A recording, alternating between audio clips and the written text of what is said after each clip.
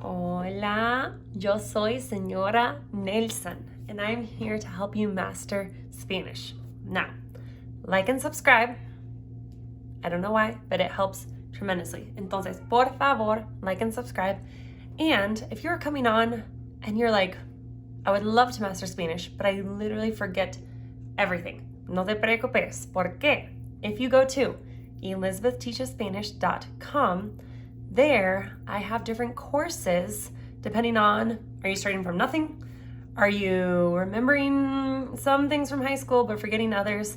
I have different courses to choose from where you can actually take classes.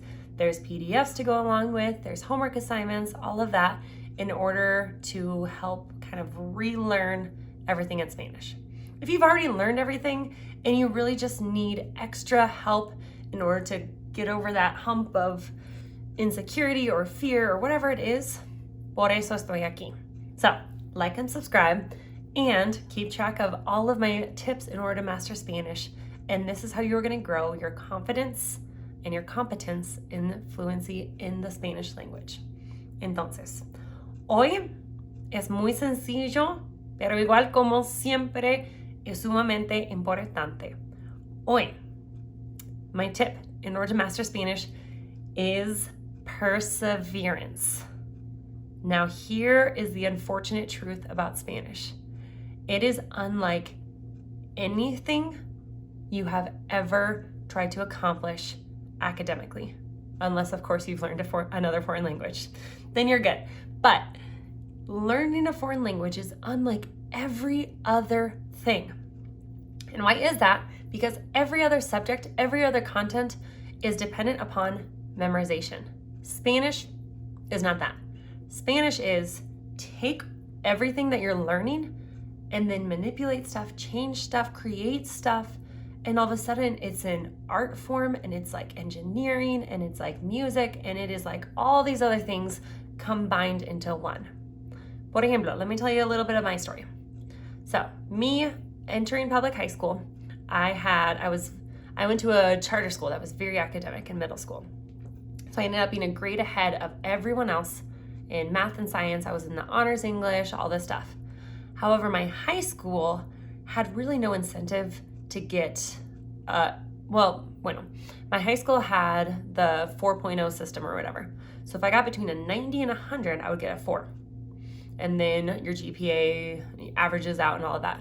So I realized I could study hard and get a 98, 99, or I could do nothing and get a 91, 92. Either way, I would get a 4.0. So of course, lazy teenager, así se hace a veces, I decided to take the lazy route. And I did practically nothing in my classes because the night before the test, I can look over the notes, look over whatever, see everything, boom, I got an A. I got a low A, but I got an A nonetheless in all of my classes. Just do the bare minimum, do the homework, but not really try, don't really study for a test, kind of show up, and boom, I got an A in every single class except for one.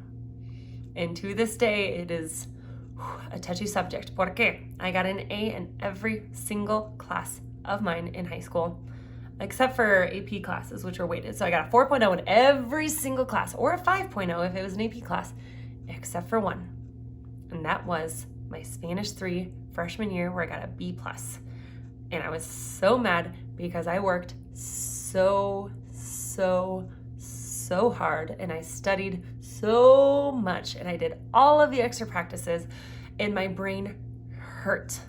Like I said, I was a student who did nothing. I would memorize Bible verses during math class and I just whipped out A's, and I would probably write notes to friends in my history class, or I would even take the hall pass and go to the PE class during my history class, and I also got A's. Don't follow my example, por favor, que sea mejor escribir. But my one class I had to work super hard in, I still got a lower grade. And why? Because Spanish is crazy hard. It is crazy hard. And I was the crazy one, who was in love with it. I was in love with the Spanish language and I wanted to be fluent, and that was that one class that I actually cared about, and it was the one class that I couldn't do well. Uy. Así es la vida, ¿verdad? La vida es difícil. But it is worth it because I persevered and I got through that tremendously difficult Spanish 3, and then I moved on to Spanish 4, where we learned something called subjunctive, which if you haven't learned, you are living in ignorant bliss because subjunctive is terrible. And I will also teach that in my Spanish class, and I will mourn with you, and I'll bring Kleenex and tissues so we can all cry together because it is terrible, but it is well worth learning. Spanish 4. And then I moved on to AP, which is advanced placement, which is college level. And then I ended up teaching it as a teacher. And I cried with my students, and I brought tissues, and we all struggled together, and my students did awesome, and I did awesome, and it was well worth all of the hard work. So, my tip today, it's super simple. It is unbelievably necessary to persevere, because just like the hardest workout, the hardest musical instrument, the most difficult whatever, Spanish is right up there. For me, it was my most difficult class, exponentially more difficult than every other class. Any other was my favorites. I was willing to work hard, but even for me, it did not come easy. And for you, I can guarantee it is not going to be easy.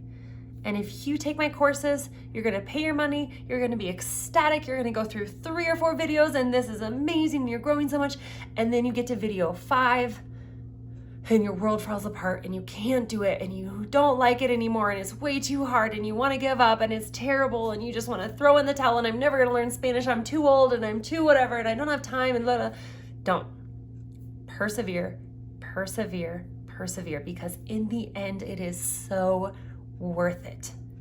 Because that moment when you go to another country and you can connect with another human, or that moment where there's someone in your own city who maybe doesn't understand what's going on, and you can step in and you can have a conversation and you can translate and you can help and you can make that connection with another human, whew, you're gonna think it was so worth it.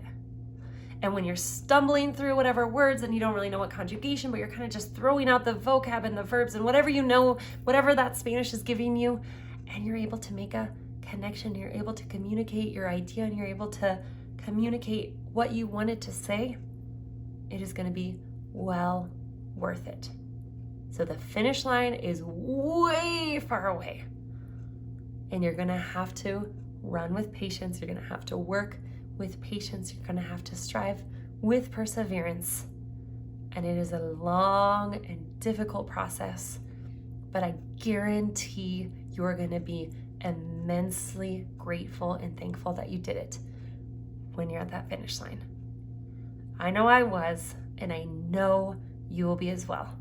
I know there's going to be a lot of tears and a lot of chances to throw in the towel along the way, and I know you are going to be so proud of yourself if you don't.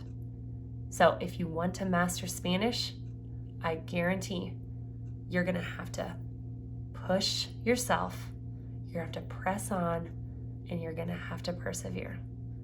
I'm along the way, I'm here to help, but it's gonna be a lot of self-talk, self-motivation, endurance, and perseverance. Have a great day, like and subscribe. Again, share your stories in the comments. Tell me your own stories of perseverance, or tell me your own stories of how terrible learning some kind of concept in Spanish, the difference between ser and estar, whatever. My preterite versus imperfect past tense. Tell me your own stories. I would love to hear them. I'll bring the tissues. We can cry together.